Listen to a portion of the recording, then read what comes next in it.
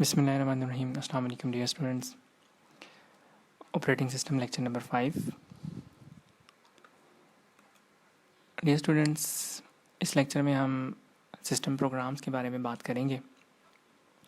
Operating system के अंदर बहुत सारे प्रोग्राम्स जो हैं हम क्रिएट करते हैं। उन प्रोग्राम्स को बड़ी आसानी के साथ उनको डेवलप करने और एग्जीक्यूशन के लिए ऑपरेटिंग सिस्टम हमें बहुत सारे प्रोग्राम्स प्रोवाइड करता है, जिसकी मदद से हम अपने प्रोग्राम्स को आसानी के साथ चला सकते हैं। अब ऑपरेटिंग सिस्टम में बहुत सारी फैसिलिटीज़ प्रोवाइड करता है। इनको हम मुख्तलिफ़ हिस्सों में तकसीम कर सकते हैं। जैसे कि फ़ाइल के साथ अगर हम कोई काम करना चाहते हैं तो उसके लिए हमें सिस्टम प्रोग्राम्स में फ़ाइल मैनिपुलेशन के लिए बहुत सारे ऑप्शंस प्रोवाइड किए जाते हैं। इसी तरह स्टेटस इंफॉर्मेशन है, और अगर प्रोग्रामिंग लैंग्वेज के ऊपर आप कोई काम करते हैं उसके लिए सपोर्ट के लिए आपको बहुत सारी चीज़ें प्रोवाइड की जाती हैं ऑपरेटिंग सिस्टम की तरफ से। इसी तरह अगर प्रोग्राम की लोडिंग या एग्जीक्यूशन करनी हो उसके लिए हमें बहुत सारी चीज़ें दरकार होती हैं जो कि ऑपरेटिंग सिस्टम खुद ब खुद परफॉर्म करता है। Communication, background services, application programs थे वो सारी चीज़ें हैं। जब भी हम किसी प्रोग्राम को एग्जीक्यूट करना चाहते हैं या किसी प्रोग्राम को जब हम चलाना चाहते हैं तो उसके लिए हमें इन चीज़ों की ज़रूरत होती है। अब हम इनके बारे में थोड़ा सा डिटेल से देख लेते हैं। तो बेसिकली जो सिस्टम प्रोग्राम्स हैं ये हमें आसानी प्रोवाइड करते हैं, ऐसा एनवायरनमेंट प्रोवाइड करते हैं जिसकी मदद से हम अपने प्रोग्राम को डेवलप भी कर सकते हैं और उसको बड़ी आसानी के साथ हम एग्जीक्यूशन भी उसकी करवा सकते हैं। इसमें हमारे पास सबसे पहले फ़ाइल मैनेजमेंट आ जाता है। फ़ाइल मैनेजमेंट के अंदर बहुत सारी फ़ाइल्स को क्रिएट करना, डिलीट करना, कॉपी करना, रीनेम, प्रिंट और मुख्तलिफ़ हम फ़ाइल की डायरेक्टरीज़ वगैरह क्रिएट करना। अब जब भी हम काम करते हैं किसी भी फ़ाइल मैनिपुलेशन के ऊपर तो आप उसको जस्ट क्रिएट करते हैं, डिलीट, कॉपी, रीनेम। तो उसके पीछे क्रिएट करने के बाद हमें आपका सिर्फ काम होता है सिर्फ फ़ाइल को क्रिएट कर लेना या डिलीट कर देना या कॉपी करना। तो जब फ़ाइल को क्रिएट किया जाता है उससे नई फ़ाइल कैसे बनती है, अगर आप उसको डिलीट करते हैं तो वो रिसाइकल बिन में कैसे चली जाती है, या किसी फ़ाइल की कॉपी कैसे बनती है, या अब पहले से मौजूद फ़ाइल को रीनेम कैसे करते हैं, तो हमने पीछे सिस्टम कॉल्स पढ़ी थी। तो जैसे ही ये प्रोग्राम्स ऑपरेटिंग सिस्टम में बिल्ट इन प्रोग्राम्स होते हैं, तो जैसे ही हम इनमें से किसी भी ऑपरेशन को परफॉर्म करते हैं तो सिस्टम कॉल की मदद से वो जो प्रोग्राम होता है स्पेसिफिक वो ऑटोमेटिकली एग्जीक्यूट होता है और हमें फ़ाइल को क्रिएट करने या डिलीट करने या कॉपी रीनेम करने के लिए हमें किसी और नॉलेज की या कोई और काम हमें करने की ज़रूरत नहीं पड़ती है। इसी तरह बाज़ दफ़ा हमें बहुत सारी स्टेटस इन्फॉर्मेशंस होती हैं, जिस तरह आप बाज़ दफ़ा डेट का time, memory, disc space, number of users, इसी तरह लॉगिंग इन्फॉर्मेशन, अगर कोई एरर आ जाए तो उसके लिए डिबगिंग इन्फॉर्मेशन और मुख्तलिफ़ प्रोग्राम्स के फॉर्मेट्स, आउटपुट्स, टर्मिनल्स वगैरह और आउटपुट डिवाइसेस देखना। इसके अलावा रजिस्ट्री की फ़ाइल्स को देखना और मुख्तलिफ़ कॉन्फ़िगरेशंस वगैरह, ये जो सारी स्टेटस इन्फॉर्मेशन होती हैं ये भी ऑटोमेटिकली ही सेव हो रही होती हैं। टाइमिंग इन्फॉर्मेशन, मेमोरी स्पेस, और आपके पास कोई एरर आ जाए उसको बहुत सा दफ़ा ऑटोमेटिकली ऑपरेटिंग सिस्टम उससे ठीक भी कर लेता है। तो ये सारे के सारे ये भी सिस्टम प्रोग्राम्स का एक हिस्सा होते हैं जो इन सारी चीज़ों को ऑटोमेटिकली मैनेज करता है, जिसकी मदद से हम अपने प्रोग्राम्स को बड़ी आसानी के साथ चला सकते हैं। इसी तरह फ़ाइल की मॉडिफिकेशन आ जाती है। इसमें फ़ाइल की मॉडिफिकेशन के अंदर अगर आप किसी टेक्स्ट एडिटर को क्रिएट करते हैं या पहले से मौजूद फ़ाइल्स के अंदर आप कोई चेंजेस कर रहे होते हैं उनको देखा जाता है। उसके अंदर स्पेशल कमांड्स होती हैं और जिसके ज़रिए से हम टेक्स्ट की ट्रांसफॉर्मेशन कर रहे होते हैं या किसी एक फ़ाइल से आप डाटा को उठा के किसी दूसरी फ़ाइल के ऊपर लेके जा रहे होते हैं। तो बैक एंड के ऊपर जो भी काम चल रहा होता है वो बेसिकली सिस्टम प्रोग्राम की मदद से ही चल रहा होता है। इसके अलावा हमारे पास प्रोग्रामिंग लैंग्वेज के सपोर्ट है। आप बहुत सारे हम लैंग्वेजेस के ऊपर काम करते हैं जिसके अंदर हमें कंपाइलर्स की ज़रूरत होती है, असेंबलर्स की, डिबगर्स की, इंटरप्रेटर्स की, और हमें ये प्रोवाइड किए जाते हैं। जैसे कि हम बहुत सारी जब प्रोग्रामिंग करते हैं तो उसके लिए हम किसी कंपाइलर का इस्तेमाल कर रहे होते हैं। तो कंपाइलर क्या करता है, आप जो भी प्रोग्राम लिख रहे होते हैं उसकी ऑटोमेटिकली उसको कन्वर्ट किया जा रहा होता है बाइनरी कोड के अंदर, और उसके बाद जो आउटपुट होती है वो आपको दिखाई जा रही होती है। तो बेसिकली हम तो हाई लेवल लैंग्वेज के ऊपर इंस्ट्रक्शंस लिख रहे होते हैं और कंप्यूटर जो है उसको ऑटोमेटिकली कन्वर्ट कर रहा होता है प्रोग्रामिंग लैंग्वेज के अंदर। तो ये भी सिस्टम प्रोग्राम्स के अंदर ही, यानी आपको एक कंपाइलर मौजूद होता है, जस्ट हम उसके ऊपर काम करते हैं और बैक एंड के ऊपर सारा का सारा उसका आउटपुट लेकर आना, उसकी इंस्ट्रक्शंस को चलाना, उसको ट्रांसफॉर्म करना, उसकी ट्रांसलेशन करना, ये सारा का सारा काम प्रोग्रामिंग लैंग्वेज के अंदर ऑटोमेटिकली हो जाता है। फिर जब भी हम किसी भी प्रोग्राम को चलाना चाहते हैं तो उसको लोड करना और उसकी एग्जीक्यूशन, आप किसी सॉफ्टवेयर को जब डबल क्लिक करते हैं तो वो मेमोरी के अंदर लोड हो जाता है और उसके बाद फिर उसकी एग्जीक्यूशन स्टार्ट होती है। तो ये प्रोग्राम की लोडिंग और एग्जीक्यूशन आप मुख्तलिफ लोडर्स, आपके पास एडिटर्स हैं और मुख्तलिफ हाई लेवल लैंग्वेज की मशीन्स होती हैं, उन सब को लोड करना, उन प्रोग्राम्स को मेमोरी से लोड करना और फिर उसके बाद उसको एग्जीक्यूट करवाना, ये भी सारी जिम्मेदारी सिस्टम प्रोग्राम्स की ही होती है। फिर कम्युनिकेशन है, हमारे पास एक ऐसा मैकेनिज़्म प्रोवाइड करना जिसके ज़रिए से हम मुख्तलिफ कनेक्शंस को आपस में, डाटा को यूज़र्स और कंप्यूटर सिस्टम के दरमियान में कम्युनिकेशन करवा सकते हैं। कि इसके अंदर एक यूज़र जो है वो किसी दूसरे यूज़र को मैसेज सेंड करता है स्क्रीन की मदद से, या आप वेब ब्राउज़र इस्तेमाल करते हैं, या आप ईमेल इस्तेमाल करते हैं, या आप किसी रिमोटली किसी सिस्टम के अंदर आप लॉगिन हो जाते हैं, या आप किसी फ़ाइल को जो है वो ट्रांसफ़र करते हैं। तो ये सारी की चीज़ें, सारी के सारे जो ऑप्शंस होते हैं ये सिस्टम प्रोग्राम्स की मदद से ऑटोमेटिकली कंट्रोल हो रहे होते हैं। तो ऑपरेटिंग सिस्टम हमें एक ऐसा प्रोग्राम प्रोवाइड करता है जिसकी मदद से हम बहुत आसानी से अपने ये सारे कम्युनिकेशन के काम जो है वो आसानी से कर सकते हैं। इसके अलावा हमारे पास बहुत सारी बैकग्राउंड की सर्विसेज होती हैं जिसके अंदर आपके पास आपके पास जब आप स्क्रीन चला रहे होते हैं तो उसके बैक एंड के ऊपर बहुत सारी सर्विसेज चल रही होती हैं। जब आप सिस्टम को बूट कर रहे होते हैं या शट डाउन के प्रोसेस चल रहा होता है, या जिस टाइम आप कंप्यूटर के ऊपर काम कर रहे होते हैं, तो बहुत सारी बैकग्राउंड सर्विसेज जो होती हैं वो ऑटोमेटिकली उसके ऊपर काम कर रही होती हैं। फिर इसके अलावा आप काम करने के दौरान में डिस्क की चेकिंग, उसकी प्रोसेसिंग, उसकी शेड्यूलिंग, उसकी एरर लॉगिंग, प्रिंटिंग, ये सारे के सारे, यानी आप तो हम लॉगिंग करते हैं या आप प्रिंटिंग का टास्क दे देते हैं, तो उसके बाद जो सारा का सारा उसको कंट्रोल करना होता है वो सारा का सारा बैकग्राउंड सर्विसेज के अंदर ही ऑटोमेटिकली वो कंट्रोल किया जा रहा होता है सिस्टम प्रोग्राम्स की मदद से। फिर इसी तरह हमारे पास एप्लीकेशन प्रोग्राम्स हैं, हमारे पास बहुत सारे जो यूज़र्स के लिए प्रोग्राम्स बनाए जाते हैं वो यूज़र्स के लिए बने होते हैं, जिसके अंदर आप ब्राउज़र इस्तेमाल करते हैं, गेम्स इस्तेमाल करते हैं, वीडियोज़ ऑडियोज़ इस्तेमाल कर रहे होते हैं, या बहुत सारे आप सॉफ्टवेयर इस्तेमाल कर रहे होते हैं डेली रूटीन के अंदर। तो उनको यूज़र्स के लिए उनको रन करना, उसको ऑपरेटिंग सिस्टम के लिए चलाना कमांड लाइन के ज़रिए और मुख्तलिफ़ चीज़ों को लॉन्च करना, ये भी सिस्टम प्रोग्राम्स की मदद से ही ऑटोमेटिकली उसको चलाया जा रहा होता है। तो ये हमारे पास सिस्टम प्रोग्राम्स थे जिसके अंदर हम बहुत सारी चीज़ें जो है वो ऑटोमेटिकली ऑपरेटिंग सिस्टम खुद ही हमारी सर्विसेज को देखता है और उसके अकॉर्डिंगली हमारी सारी चीज़ों को जो है वो उसको ठीक कर लेते हैं या उसको सर्विसेज जो है वो प्रोवाइड कर लेता है। इसके बाद हमारे पास एक और टॉपिक आ जाता है, इसको अब हम ऑपरेटिंग सिस्टम के स्ट्रक्चर की थोड़ी सी बात कर लेते हैं। हमारे पास ऑपरेटिंग सिस्टम एक बहुत बड़ा प्रोग्राम है, इसके अंदर इसको हम बेसिकली इसके मुख्तलिफ़ किस्म के स्ट्रक्चर्स बने हुए हैं। तो 4 किस्म के हमारे पास इसको हम स्ट्रक्चर्स के अंदर बेसिकली इसको डिफ़ाइन करते हैं। सबसे पहले हम सिंपल स्ट्रक्चर की बात करेंगे जिसके अंदर MS-DOS है, ये बुनियादी सबसे पहला ऑपरेटिंग सिस्टम था। इसका स्ट्रक्चर किस तरह से था और इसको किस तरह से डेवलप किया गया था, हम इसके बारे में बात करेंगे। इसके बाद फिर MS-DOS जो कि एक कमांड लाइन इंटरफेस था, उसके बाद फिर जब ग्राफिकल यूज़र इंटरफेसेस आए तो उसके लिए जो हमारे पास ऑपरेटिंग सिस्टम का स्ट्रक्चर था वो कम्प्लेक्स हो गया, और उसको हम देखेंगे कि मोर कम्प्लेक्स यूनिक्स का ऑपरेटिंग सिस्टम किस तरह से काम करता है। फिर इसके अंदर एक अप्रोच आपके पास लेयर्ड अप्रोच है कि जिसके अंदर हम मुख्तलिफ लेयर्स बना लेते हैं और ऑपरेटिंग सिस्टम के मुख्तलिफ लेवल्स बन जाते हैं। तो एक लेवल से दूसरे लेवल की तरफ हम उसको जो है कंट्रोल को ट्रांसफ़र करते हैं। इसको हम लेयर्ड अप्रोच को हम देखेंगे, और उसके बाद माइक्रो कर्नल के बारे में हम बात करेंगे जो कि मैक ऑपरेटिंग सिस्टम के अंदर इस्तेमाल किया जाता है।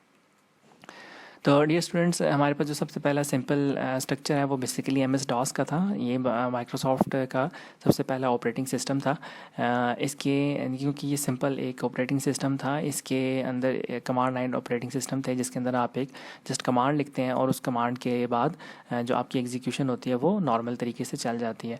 तो इसके अंदर इसकी फंक्शनैलिटीज़ के अंदर कोई ज़्यादा लेवल्स नहीं है, यानी कि इसको ऑपरेटिंग सिस्टम को मुख्तलिफ लेवल्स के अंदर डिवाइड नहीं किया गया। इसके अंदर आपके पास आप कोई भी प्रोग्राम जब चलाते हैं, आप किसी इनपुट आउटपुट को आप एक्सेस करना चाहते हैं या आप किसी डिवाइस को डिस्प्ले करवाना चाहते हैं, तो एम एस डॉस के अंदर आप उसको बड़ी आसानी के साथ अपने सिस्टम को चला सकते हैं।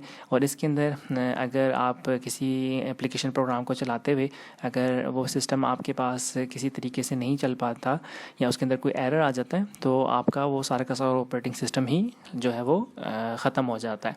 तो किसी भी एप्लीकेशन प्रोग्राम की वजह से आपका पूरा का पूरा ऑपरेटिंग सिस्टम ही डाउन हो जाता है, क्योंकि इसके अंदर जो कंट्रोल है वो बेसिकली एक इसके लेवल्स डिफाइन नहीं है, जिसके अंदर एप्लीकेशन प्रोग्राम और आपके पास जो एडमिनिस्ट्रेटर है ऐसा कोई कॉन्सेप्ट नहीं है। तो एक कोई भी प्रोग्राम जो कि हैंग हो जाता है या चलते हुए किसी भी प्रोग्राम के एग्जीक्यूशन में अगर कोई प्रॉब्लम आ जाता है तो आपका ये पूरा का पूरा ऑपरेटिंग सिस्टम ही उसको क्लोज़ हो जाता है। तो ये हमारे पास लिमिटेड था। इसके अलावा हार्डवेयर के हिसाब से भी ये हमारे पास जो ऑपरेटिंग सिस्टम था ये लिमिटेड सा था।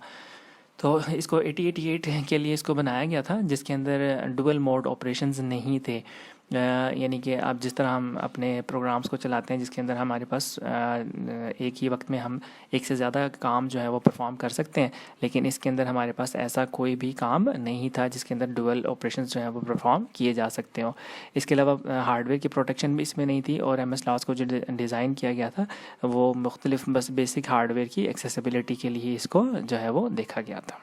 एम एस डॉस के सिंपल स्ट्रक्चर के अंदर हम इस डायग्राम के ज़रिए से देख लेते हैं कि एम एस डॉस के अंदर आपके पास इसको जब इसका स्ट्रक्चर जब बनाया गया तो उसको अच्छे तरीके से डिवाइड नहीं किया गया मॉड्यूल्स के अंदर, बल्कि इसका इंटरफेस जो है मुख्तलिफ लेवल्स के ऊपर तो बना हुआ है, लेकिन उसको वेल स्ट्रक्चर से डिफ़ाइन नहीं किया गया, क्योंकि ये बिल्कुल शुरू के ऑपरेटिंग सिस्टम्स या शुरू के कंप्यूटर्स के लिए बनाया गया था। इसलिए इसका जो आपके पास स्ट्रक्चर है वो बेसिकली सिंपल सा स्ट्रक्चर है। इसके अंदर एप्लीकेशन प्रोग्राम्स हैं, आपके बहुत सारे प्रोग्राम्स होते हैं। वो आपके पास हमने अभी बात की थी सिस्टम प्रोग्राम्स की कि हमारे पास एप्लीकेशन प्रोग्राम्स को चलने के लिए बहुत सारे सिस्टम प्रोग्राम्स की ज़रूरत होती है, फ़ाइल को ओपन क्लोज़ डिलीट और ये सारा कुछ करने के लिए। और उसके बाद हमारे पास मुख्तलिफ डिवाइस ड्राइवर्स होते हैं जो कि आपके मुख्तलिफ जो डिवाइसेस होती हैं उन तक कंट्रोल हासिल करना और फिर उसके बाद आपके पास जो मेमोरी होती है उस तक उसको पहुंचाया जाता है। तो इसके अंदर जो भी आपके पास प्रोग्राम है उसके अंदर जस्ट ये सिंपल सा एक स्ट्रक्चर है जिसके ज़रिए से उसको एम एस डॉस को देखा जाता है। इसके बाद जो हमारे पास दूसरी अप्रोच है उसको हम लेयर्ड अप्रोच कहते हैं। इसके अंदर आपके पास कंट्रोल को बेहतर किया गया। इसके जो कंप्यूटर का सिस्टम था उसका कंट्रोल ओवरऑल जो है मुख्तलिफ एप्लीकेशंस का उसको देखा गया और उसको बेहतर किया गया। इसके अंदर आपके पास जो फंक्शनैलिटीज़ थी उसको मुख्तलिफ फंक्शनैलिटी के हिसाब से उनको डिवाइड किया गया। हमारे पास जो इन्फॉर्मेशन है उसके मुख्तलिफ लेवल्स रखे गए कि आपके पास एक लो लेवल से आप उसके इन्फॉर्मेशन को दूसरे लेवल के ऊपर लेकर जाते हैं और उसके बाद फिर आप तीसरे लेवल के ऊपर जाते हैं। तो इन्फॉर्मेशन का जो है वो एक फ़्लो बनता है जिसके ज़रिए से इन्फॉर्मेशन एक लेवल से दूसरे लेवल के ऊपर जा सकती है। इसके अंदर जो हमारे पास थोड़ा सा एडवांटेज हमें था कि इसके अंदर जो डिबगिंग के फीचर्स थे वो उसके अंदर बेहतर थे और हमारे पास इस लेयर्ड अप्रोच के अंदर हम मुख्तलिफ किस्म की सर्विसेज जो है वो प्रोवाइड की गई हैं।